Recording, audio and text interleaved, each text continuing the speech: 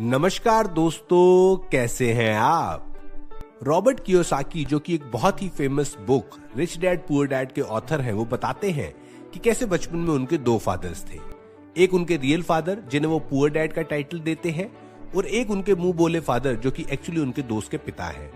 पर पूरी जिंदगी उन्होंने उनको अपने दूसरे फादर की तरह माना है, जिन्हें वो रिच डैड का टाइटल देते हैं। उनके पुअर डैड हाईली एजुकेटेड है, पीएचडी है, बहुत ही ज्यादा हार्ड वर्किंग है और अपनी अच्छी एजुकेशन की वजह से एक कॉलेज टीचर है। पर फाइनेंशियली वो बहुत ही स्ट्रगल करते हैं, जिसकी वजह से वो उन्हें पुअर डैड बुलाते हैं।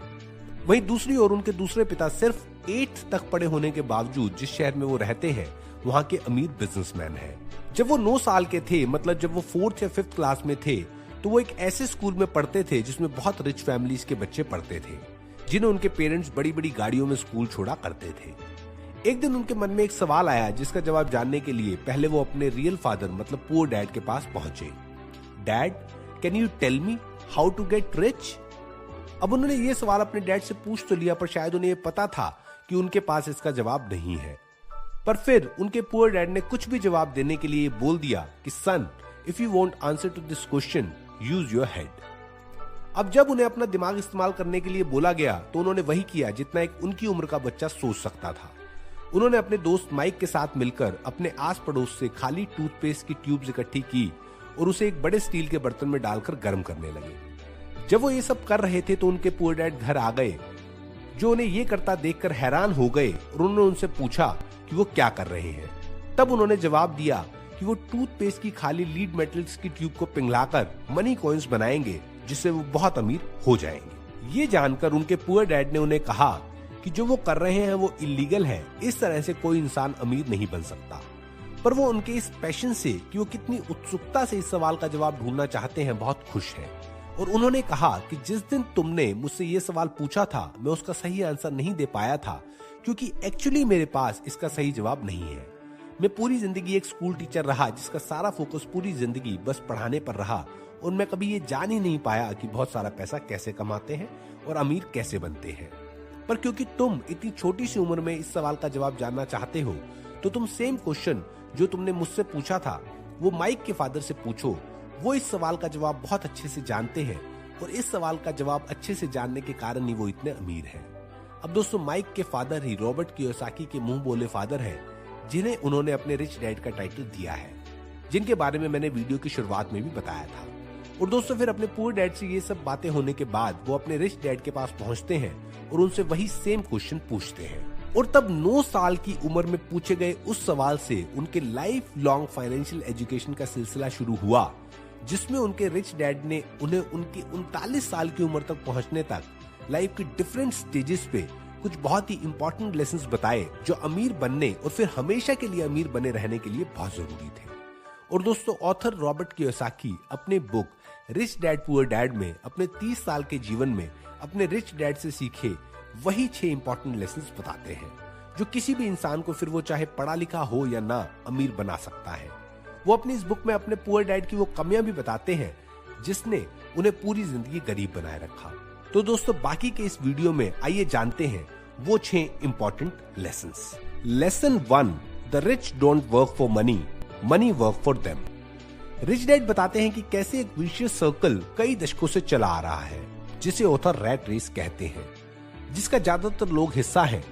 अच्छे कॉलेज से पढ़ाई करो, फिर एक अच्छी नौकरी ज्वाइन करो, फिर एक अच्छी लड़की से शादी करो, फिर शादी के बाद अपने नए परिवार का स्टेटस बनाए रखने के लिए लोन लेकर घर खरीदो, गाड़ी खरीदो, अपने लाइफस्टाइल को क्रेडिट कार्ड्स की मदद से एकदम हाई क्लास बनाकर रखो, और फिर जब हर महीने के खर्चे फिक्स हो जाएं, तो जॉब करते रहो पूरी जिंदगी, नहीं तो ये खर्चे कहां से पे करोगे। रिच डैड कहते हैं कि इस रैट रेस में काम तो आप सबसे ज्यादा कर रहे हो, पर इसका ज्यादा बेनिफिट कुछ और लोग ले रहे हैं। आपसे बहुत ज्यादा पैसा आपका एम्प्लॉयर कमा रहा है, हैवी टैक्सेस आप गवर्नमेंट को दे रहे हो, आपके जो बैंक से लोन चल रहे हैं, क्रेडिट कार्ड के ओवरड्यूज हैं, उस पे आपका बैंक बहुत पैसा कमा रहा है। अब ज्यादातर लोग इस रैट रेस का हिस्सा बनकर नाखुश भी हैं, पर फिर भी वो रैट रेस का हिस्सा क्यों बने रहते हैं? इसका कारण एक और विशियस सर्कल है, फियर, ग्रीड, फियर। बचपन से ही बस ये साइकिल हमारे दिमाग में बिठाया जाता है, अच्छा पढ़ो, नौकरी करो और पैसे कमाओ। अगर ऐसा नहीं होगा तो तुम कामयाब नहीं हो पाओगे। और कोई दूसरा रास्ता चुनोगे तो फेलियर ही मिलेगा। तो ये डर आपको रैट रेस का हिस्सा बनाता है। और फिर जब पैसा आना शुरू हो जाता है तो अगला स्टेप आता है ग्रीड, सब कुछ खरीद लेने की ग्रीड, घर, गाड़ी, इलेक्ट्रॉनिक आइटम्स।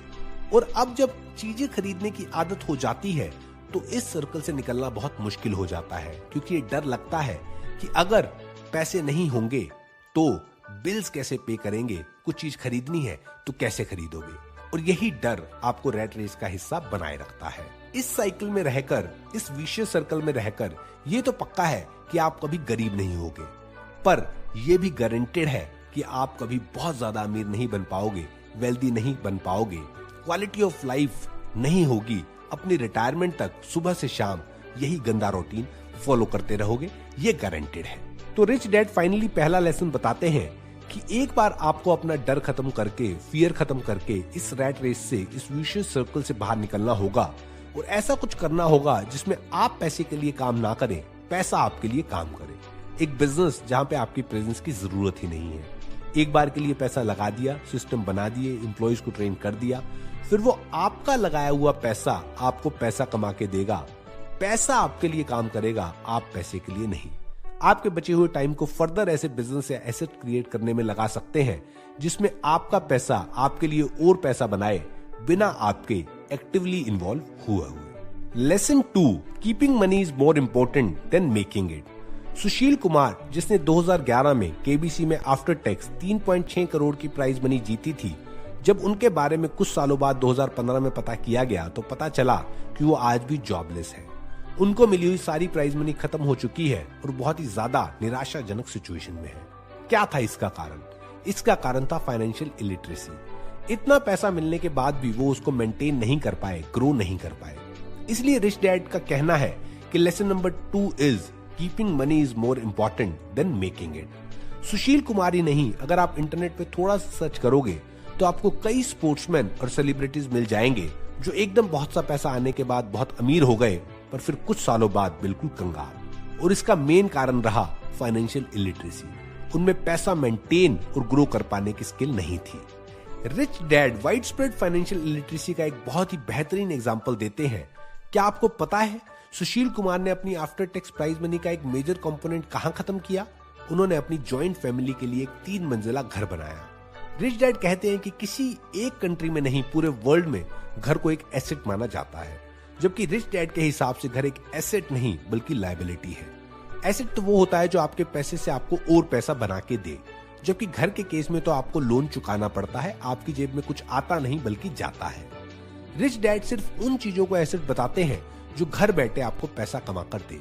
हर वो चीज लायबिलिटी है जो आपकी जेब से पैसा निकालकर दूसरे की पॉकेट में डाले।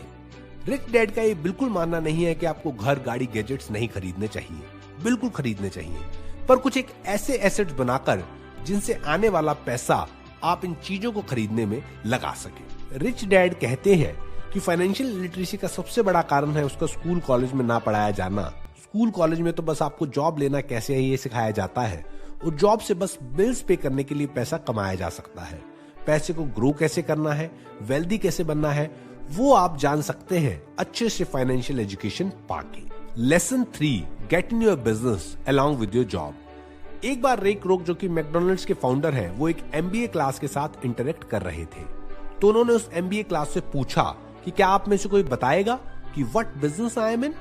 सब लोग हंसने लगे, क्योंकि सब लोग ये जानते थे कि वो बर्गर के बिजनेस के किंग है और सब ये जानते हैं। पर फिर भी एक एमबीए स्टूडेंट ने हैंड रेज करके कहा, हैमबर्गर बिजनेस सर।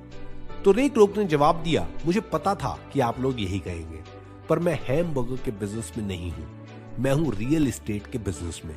और फिर रे क्रोक ने बताया कि कैसे मैकडॉनल्ड्स खोलते खोलते आज अमेरिका में नहीं पूरे वर्ल्ड में मैकडॉनल्ड्स लार्जेस्ट सिंगल ओनर है रियल एस्टेट का। इस स्टोरी के माध्यम से रिच डैड बताते हैं कि कैसे हैमबर्गर के बिजनेस के साथ साथ मैकडॉनल्ड्स के फाउंडर ने एक रियल एस्टेट का ऐसा एम्पायर एस्टेब्लिश किया जो उन्हें एक्चुअली वेल्दी बनाता है। सिमिलरली एक साधारण सा जॉब करने वाला इंसान भी अपनी डे जॉब के साथ कुछ ऐसा कर सकता है जिससे वो एक पैरेलल बिजनेस एम्पायर का किंग बन सके, बिना अपनी डे जॉब को छोड़े। अपनी डे जॉब में रहते हुए कुछ ऐसे एसेट क्रिएट करके जो आपको पैसा कमा के दे। ऑथर कुछ एग्जांपल्स देते हैं ऐसे एसेट्स के, जैसे एक बिजनेस जो आप शुरू कर दें पर बाद में आपकी प्रेजेंस की रिक्वायरमेंट ना हो। Stocks, income generating real estate, royalties from intellectual property like music, anything else that has value produces income और appreciates and has a ready market. क्योंकि आपकी डे जॉब बस आपको इतना पैसा कमा के देगी जिसमें आप अपने बिल भर पाए, पर आपका बिजनेस आपको वेल्दी बनाएगा, रिच बनाएगा। ऑथर अपना एग्जांपल देते हुए भी बताते हैं कि कैसे उन्होंने भी अपनी डे जॉब करते हुए कई ऐसी अपॉर्चुनिटीज में इन्वेस्ट किया जिन्होंने एक्चुअली उन्हें रिच बनाया, वेल्दी बनाया। Lesson 4, taxes are for the middle class and poor. इस लेसन में ऑथर टैक्सेस की हिस्ट्री बताते हुए बताते हैं कि कैसे टैक्सेस की शुरुआत इस प्रेमाइस से हुई थी कि सोसाइटी में गरीबों और अमीरों के बीच का गैप खत्म किया जाए, अमीरों पर टैक्स लगाया जाए और उसे गरीबों की सुविधाओं के लिए उन्हें उनकी गरीबी से उठाने के लिए यूज किया जाए। पहले सिर्फ अमीरों पर टैक्स लगता था, पर धीरे धीरे दुनिया की हर कंट्री में अमीरों के साथ साथ मिडिल क्लास और अपर मिडिल क्लास लोगों पे भी टैक्स लगना शुरू हो गया और फिर सिनेरियो बिल्कुल उल्टा हो गया।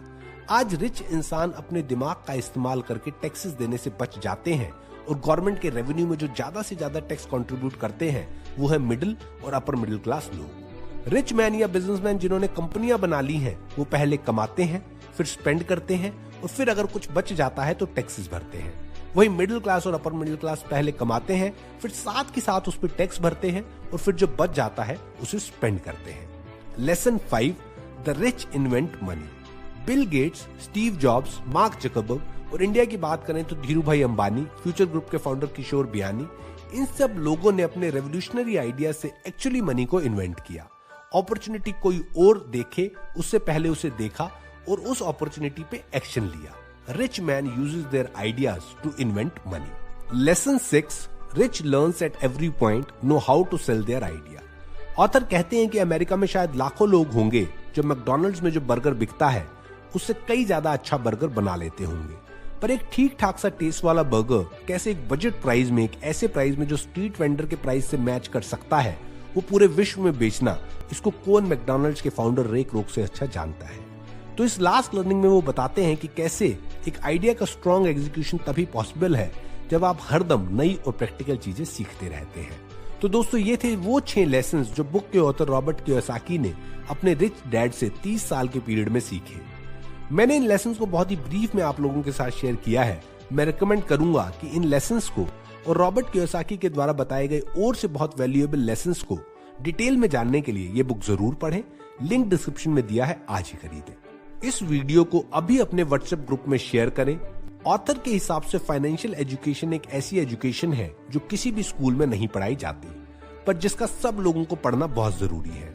हर वो इंसान जो इस वीडियो को देखेगा और इस किताब के बारे में जानकर उसे पढ़ेगा, डिटेल्ड फाइनेंशियल एजुकेशन की तरफ पहला कदम रखेगा, जो उनके वेल्दी और बहुत ही रिच बनने की तरफ भी पहला कदम होगा।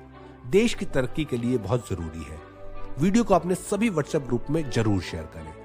6 लेसन्स में से आपका फेवरेट लेसन कौन सा है, कमेंट करके जरूर बताएं। मेरा फेवरेट लेसन है लेसन नंबर 1। आपके कमेंट का मुझे इंतजार रहेगा।